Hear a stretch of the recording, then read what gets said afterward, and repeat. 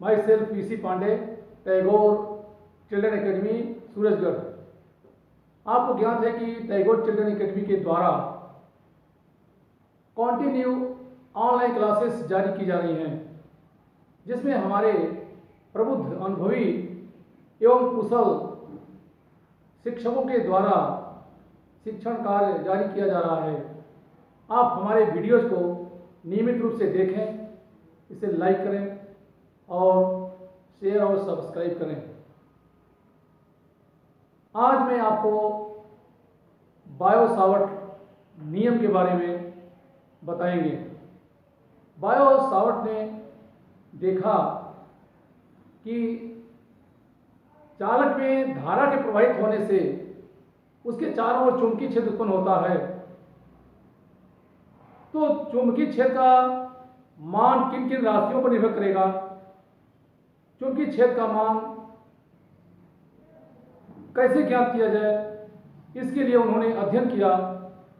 अध्ययन करने के बाद नियम का प्रतिपादन किया, जिसे बायो सावर्ट नियम कहते हैं। इन्होंने एक धारावाही चालक तार लिया। इस धारावाही चालक तार पे एक छोटा सा अल्पांश लिया। इसमें प्रवाहित धारा का मान I है। इस चालक में I धारा प्रवाहित हो रही है। इस पर एक छोटा सा अल्पांश mm लेते हैं। इसका मध्य बिंदु O लेते हैं। तो इस तरह mn एक धारावाही अल्पांश या धारावाही चालक खंड कहलाता है। इस धारावाही अल्पांश mn से r दूरी पर कोई बिंदु P लेते हैं।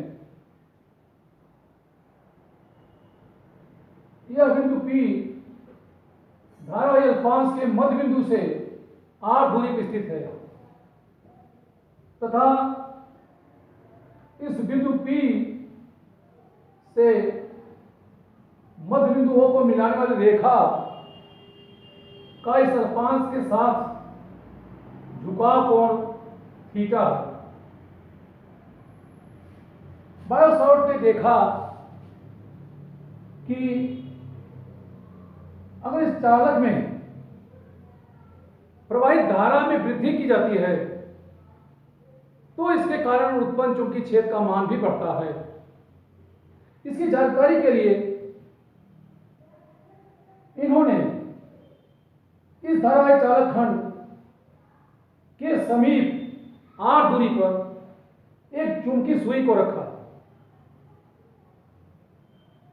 तो देखा कि इस चालक में धारा के प्रवाहित होने से चुंबकीय सुई में विक्षेप उत्पन्न होता है।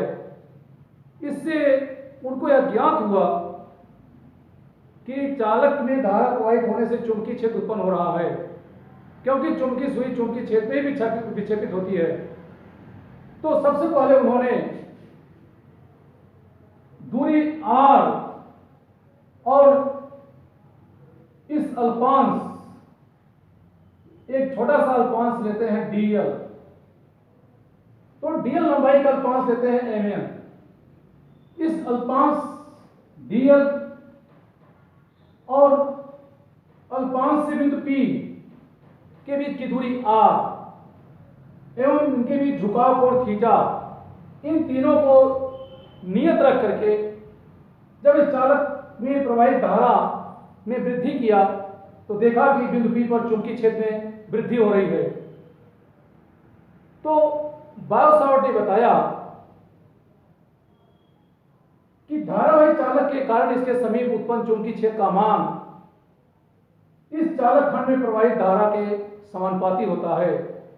धारा में वृद्धि करने से चुंबकीय क्षेत्र बढ़ता है और धारा में कमी करने से चुंबकीय क्षेत्र घटता है। अर्थात चुंबकीय क्षेत्र का मान चालक खंड में प्रवाहित धारा के समानुपाती है।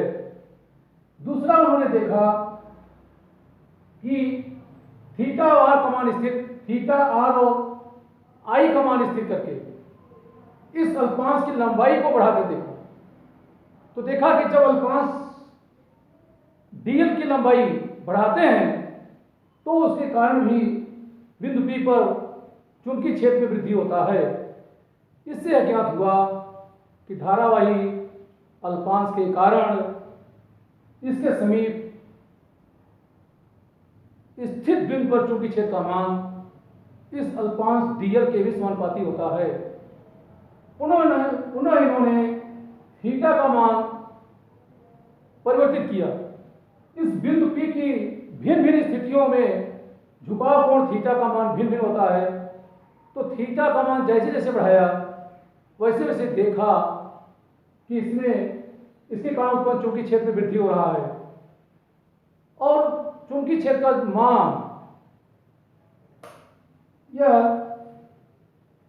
चालक खंड और इस चालक खंड से बिंदु P को मिलाने वाली रेखा के बीच झुकाव कोण थीटा के ज्या के समानुपाती है।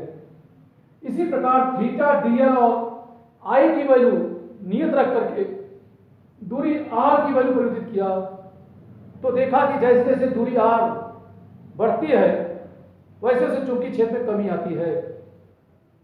तो चुंबकीय क्षेत्र का मान दूरी के वर्ग के व्युत्क्रमानुपाती होता है। तो इस तरह बायो सावर्ट ने बताया कि किसी धारावाही अल्पांश डीएल के कारण इसके समीप स्थित बिंदु P पर उत्पन्न चुंबकीय क्षेत्र का मान धारावाही अल्पांश डीएल के समानुपाती होता है। चालक खंड में प्रवाहित धारा I के समानुपाती होता है। चालक खंड तथा चालक खंड से बिंदु P को मिलाने वाली रेखा के बीच झुकाव कोण थीटा के ज्या के समानुपाती होता है तथा चालक खंड से बिंदु P के बीच की दूरी के वर्ग के व्युत्क्रमानुपाती होता है। तो इस प्रकार बायो सावर्ट के नियमानुसार बायो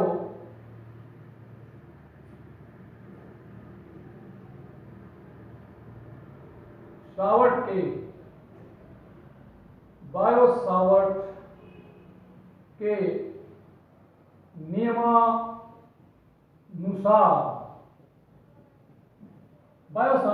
नियमानुसार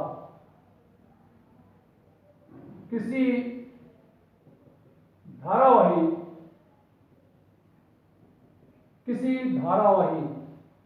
अल्पांश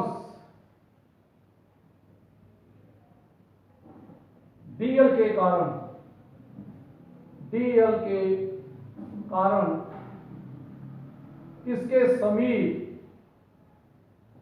स्थित बिंदु P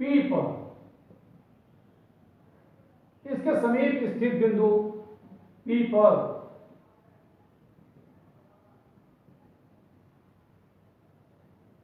चुंबकीय क्षेत्रता का मान धारावाही अल्पांश डीएल के कारण इसके समीप स्थित बिंदु P पर उत्पन्न चुंबकीय क्षेत्र का मान उत्पन्न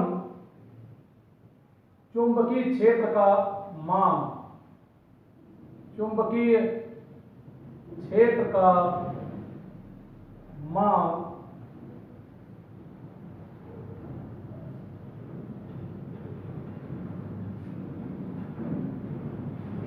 धारावाही अल्पांश में प्रवाहित धारा के समानुपाती होता है। धारावाही अल्पांश में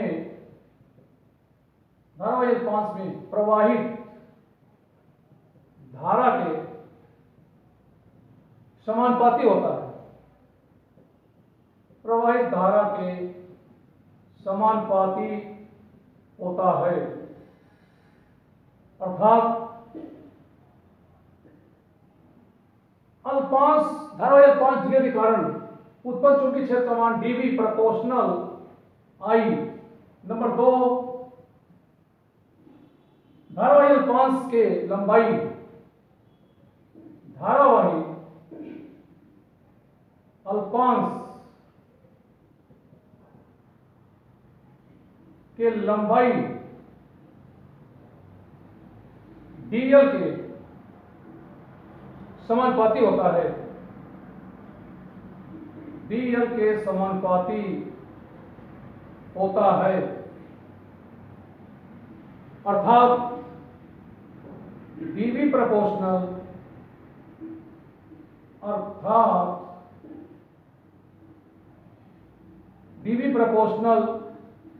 dl तथा धारावाही अल्पांश से बिंदु P को मिलाने वाली रेखा का धारावाही अल्पांश से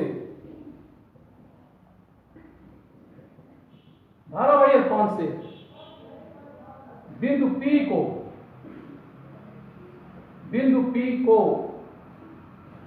मिलाने वाली रेखा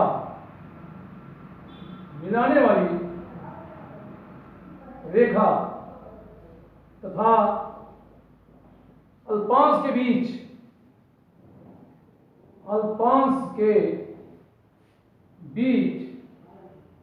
बने कोण के ज्या के समानुपाती होता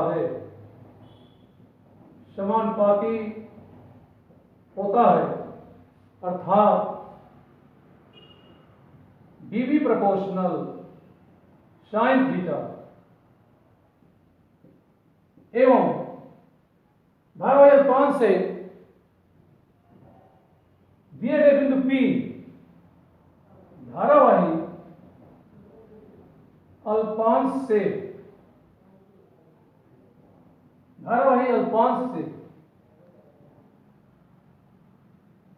दिए गए बिंदु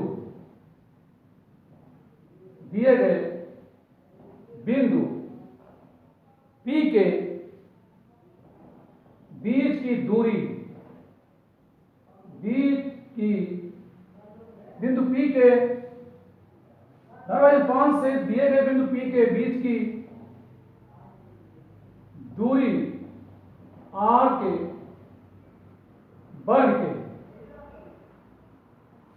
व्युत्क्रमानुपाती होता है। व्युत्क्रमानुपाती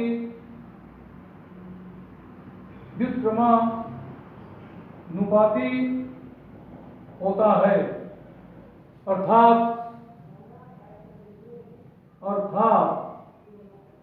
dv प्रोपोर्शनल 1/r²।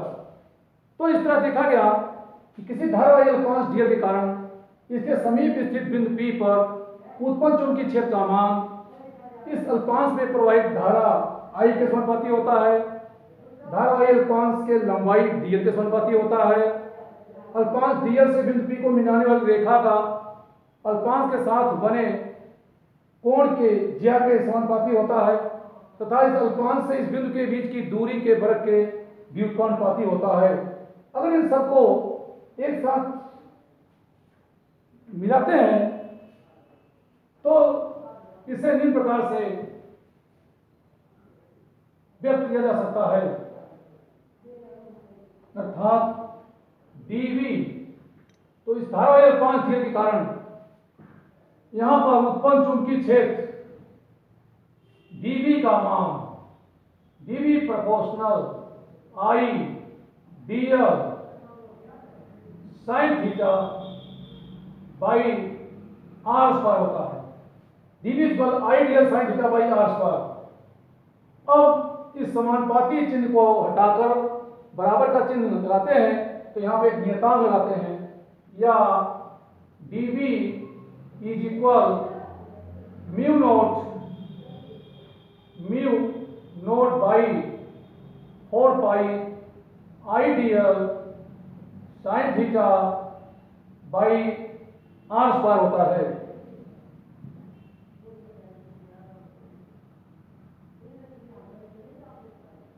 तो dv equal to mu naught by 4 pi I dl sin theta by r² होता है।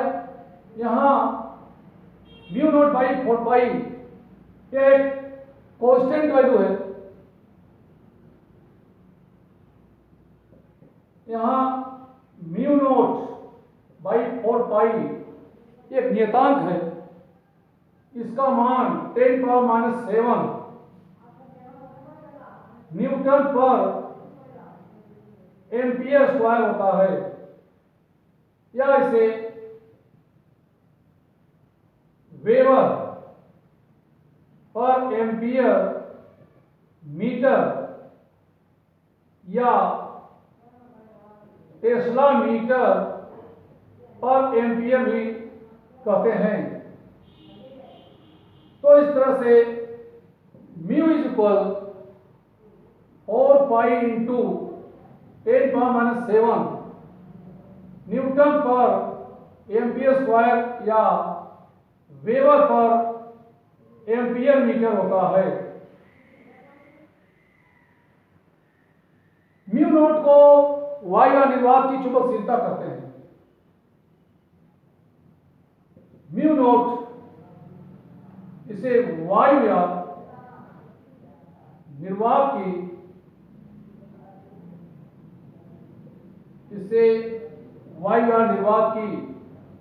चुंबकशीलता या पारगम्यता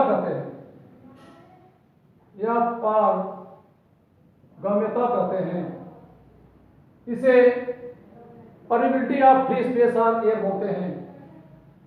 तो इस तरह से डीवी एक धारा 5 के कारण इसके समीप r दूरी पर चुंबकीय क्षेत्र का मान dV equal mu naught by 4 pi ideal sine theta by r square प्राप्त होता है।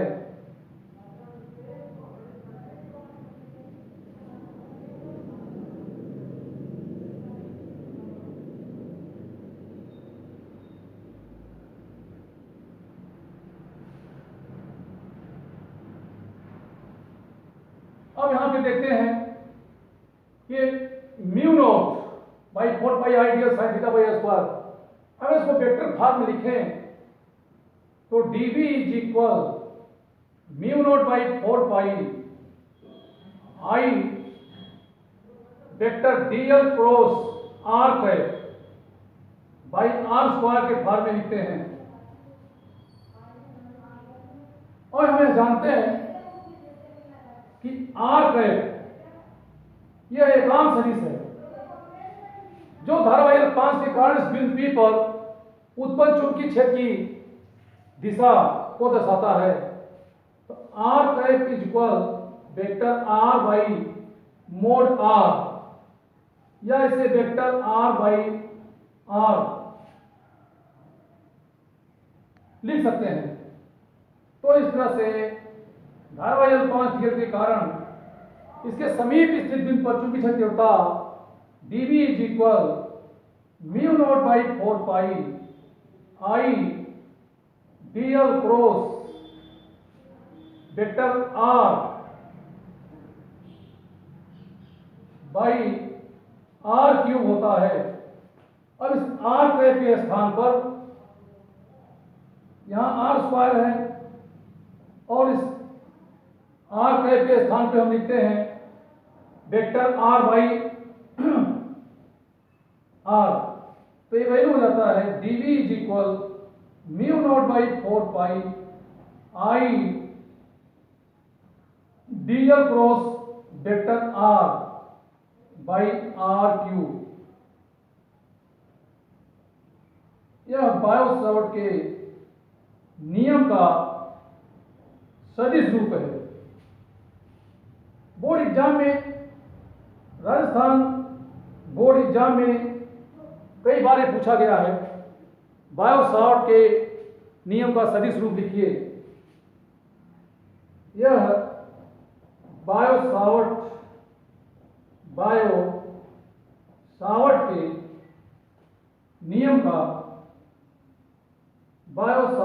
के नियम का सदिश रूप है।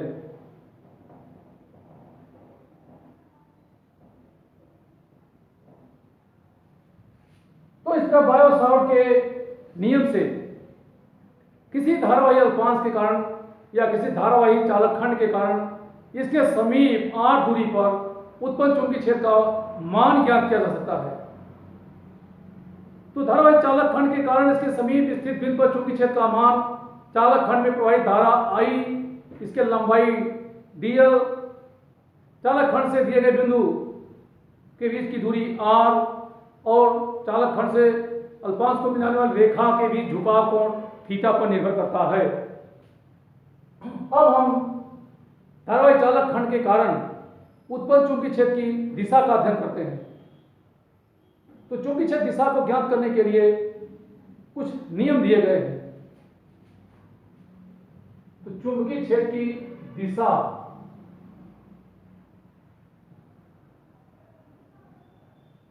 चुंबकीय क्षेत्र की दिशा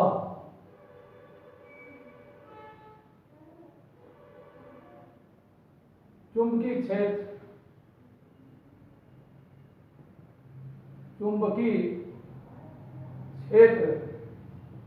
की दिशा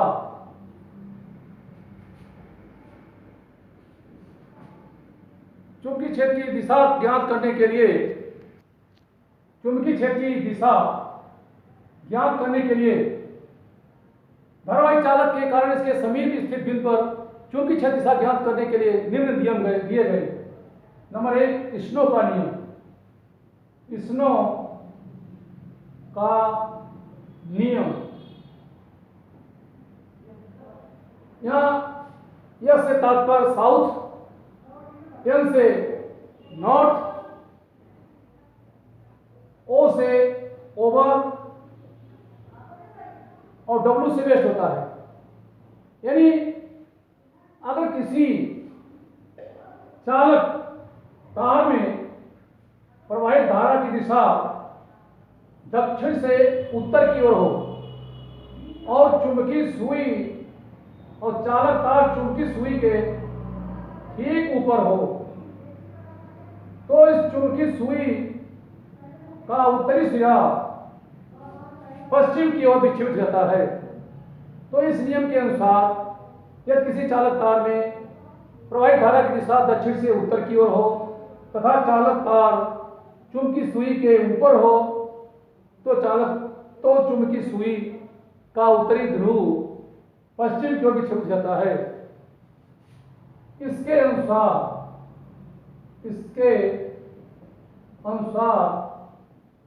यदि किसी चालक तार में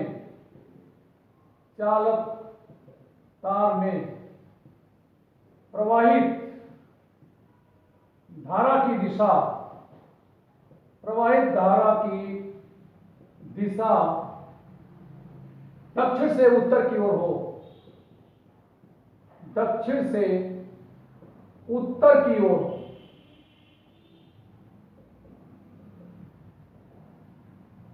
तथा अभिष्ट तार चुंबकीय सुई के ऊपर हो, चुंबकीय सुई यानी कंपास सुई के ऊपर हो, तो चुंबकीय सुई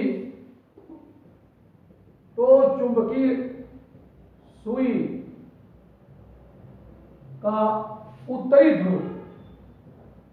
उत्तरी ध्रुव भौगोलिक उत्तर पश्चिम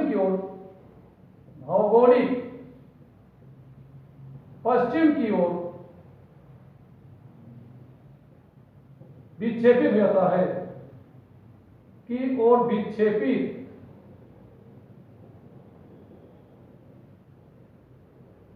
हो जाता है। तो स्नो के नियम के अनुसार अगर किसी चालक में प्रवाहित धारा की दिशा दक्षिण से उत्तर की तरफ होती है और यह अभिष्ट तार चुंबकीय सुई के ठीक ऊपर होता है, तो धारा प्रवाहित होने से उत्पन्न चुंबकीय क्षेत्र के कारण इस चुंबकीय सुई का उत्तरी ध्रुव भौगोलिक पश्चिम की ओर विक्षेपित हो जाता है। दूसरा इसका नियम है दाएं हाथ के अंगूठे का नियम। दाएं हाथ के अंगूठे का नियम। दाएं हाथ के अंगूठे का नियम यानी right hand thumb rule. Right hand thumb rule, दाएं हाथ के अंगूठे का नियम। इसके अनुसार यदि किसी चालक खंड को अपने दाएं हाथ के मुट्ठी में किसी धारावाही चालक को दाएं हाथ के मुट्ठी में इस प्रकार से पकड़े कि अंगूठा चालक में प्रवाहित धारा की दिशा में हो, अर्थात अंगूठा चालक में प्रवाहित धारा की दिशा को दर्शाए, तो मुड़ी हुई अंगुलियां अर्थात अंगुलियों के मुड़ने की दिशा उत्पन्न चुंबकीय क्षेत्र की दिशा को दर्शाती है। इसके अनुसार, इस नियम के अनुसार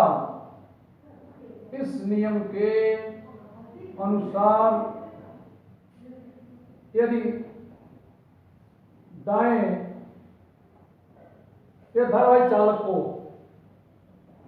धारावाही चालक को दाएं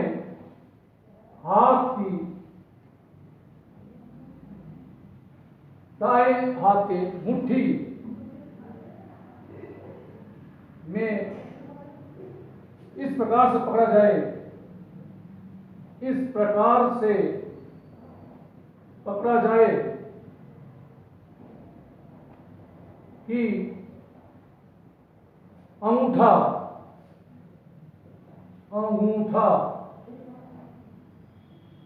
चालक में प्रवाहित धारा की दिशा में हो, चालक में प्रवाहित धारा की दिशा में हो, तो मुड़ी हुई अंगुलियां,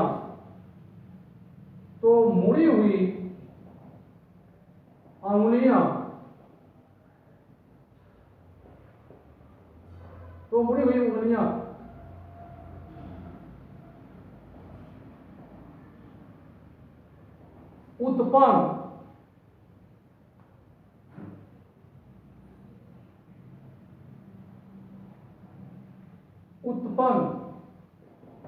चुंबकीय क्षेत्र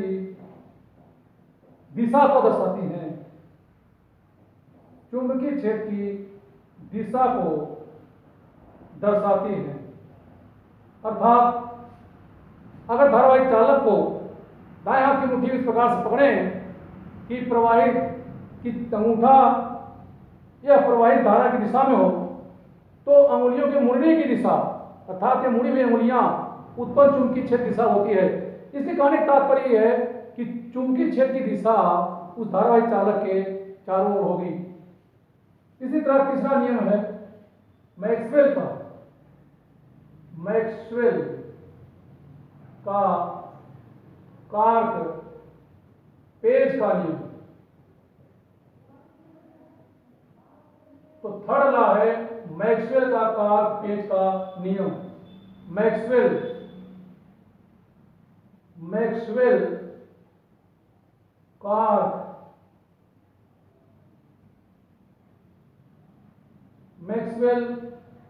कार्क और स्क्रू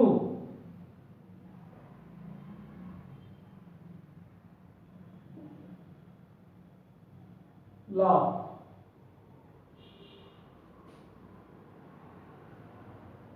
मैक्सवेल के कार्क पेज के नियमानुसार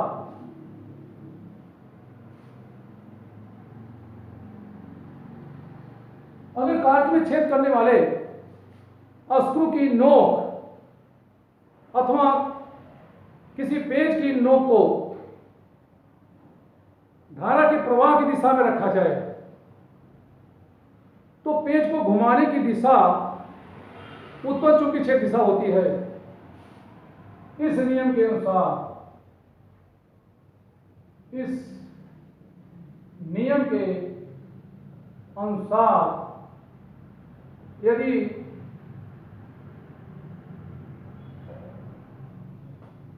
दक्षिणावर्त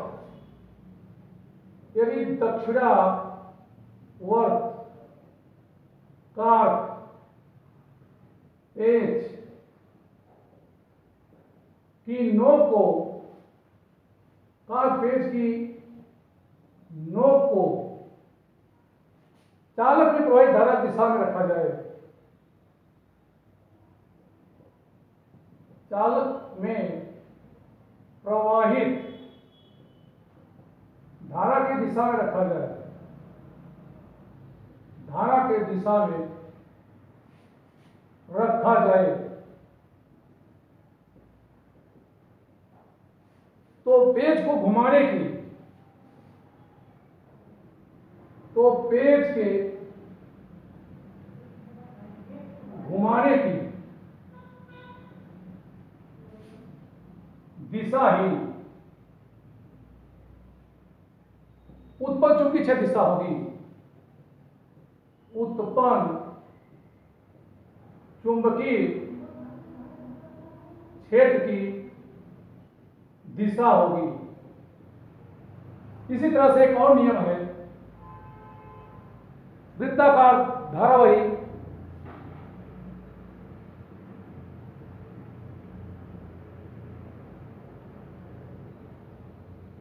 वृत्ताकार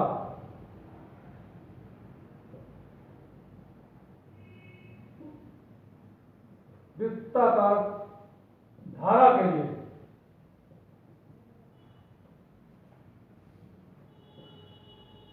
दाईं हाथ के हथेली का नियम,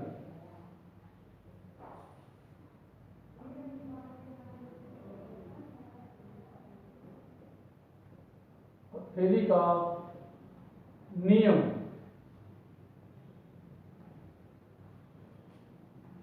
right hand palm rule, right hand palm rule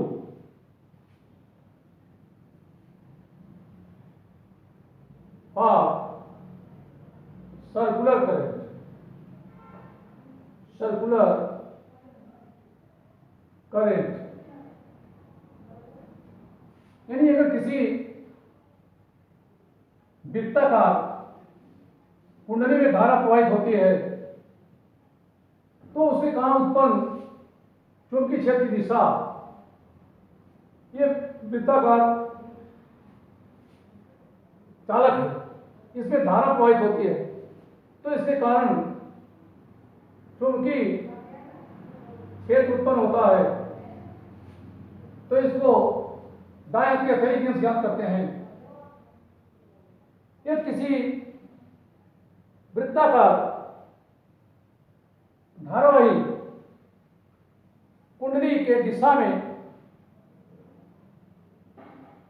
दाएं हाथ की मुड़ी हुई अंगुलियां हों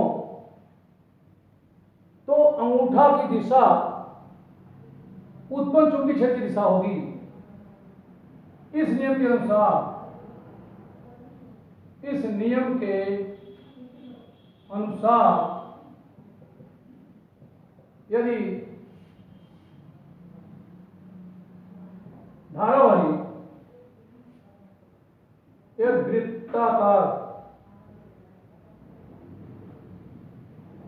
धारावाही कुंडली, वृत्ताकार धारावाही कुंडली के दिशा में मुड़ी हुई अंगुलियां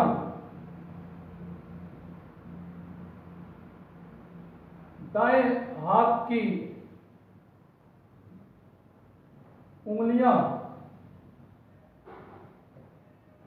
मुड़ी हो, यानी दाएं हाथ के अंगुलियों को वृत्ताकार धारावाही कुंडली, धारावाही वृत्ताकार कुंडली, धारावाही वृत्ताकार, धारावाही वृत्ताकार कुंडली के दिशा में दाएं हाथ की उंगलियां मुड़ी हों तो अंगूठा उत्पन्न चुंबकीय छेद दिशा को दर्शाता है।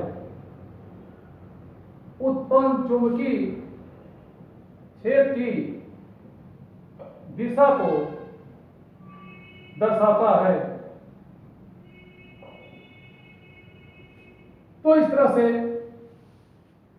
किसी धारावाही चालक के कारण उसके समीप स्थित किसी बिंदु पर उत्पन्न चुंबकीय छेद दिशा को इन नियमों के द्वारा ज्ञात किया जा सकता है। इसे हम इस प्रकार भी समझते हैं कि वृत्ताकार कुंडली है, वृत्ताकार, आयताकार कोई चालक तार है, तो दाएं हाथ की अंगुलियों को इस तरह से मोड़ें कि मुड़ी हुई अंगुलियां ये धारावाही वृत्ताकार कुंडली की दिशा में, तो अंगूठा उत्पन्न चुंबकीय छेद दिशा को प्रदर्शित करता है। तो इस तरह हम आज की क्लास को समाप्त करते हैं। Thank you.